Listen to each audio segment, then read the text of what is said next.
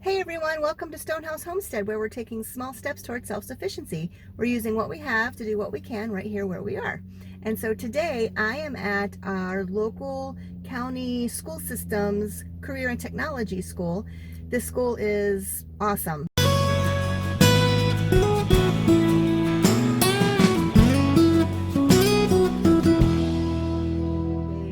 They have courses in mechanics, they have courses in computers, they have courses in nursing assisting, all kinds of things that the students in the regular school system here can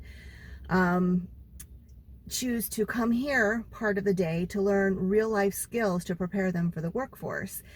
And as a matter of fact, one of our neighbors, she had decided that even though she wanted to go to college, she was going to come here and get her cosmetology license because she wanted to work her way through school cutting hair. So that's kind of cool that they have this, that they offer these real life skills to students. I think it's really important. Well, they also have a horticulture agriculture program here, and they are having their annual plant sale. So since I did not get around to starting a lot of the plants that we normally start ourselves, I'm here today to pick out a few things for our garden this year. So let's go see what they might have. Okay, so I was going to record some stuff, but because it is a school, I understand they're kind of don't really want a lot of recording going on. Oops, sorry. Don't want a lot of recording going on. So I'm going to just show you what is in the back seat of my car, what I was able to purchase from the greenhouse. Okay, so here in the back seat is what I was able to get at the CTC plant sale. Career and Technology Center is what CTC is.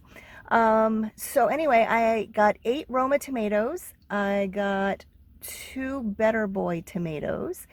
I also got 4 cherry tomatoes, and then 4 red bell peppers, and a 4-pack of orange bell peppers. That'll be interesting.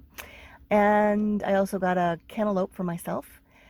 And then I got various herbs. I have 2 kinds of oregano. I have thyme. I have 4 kinds of mint.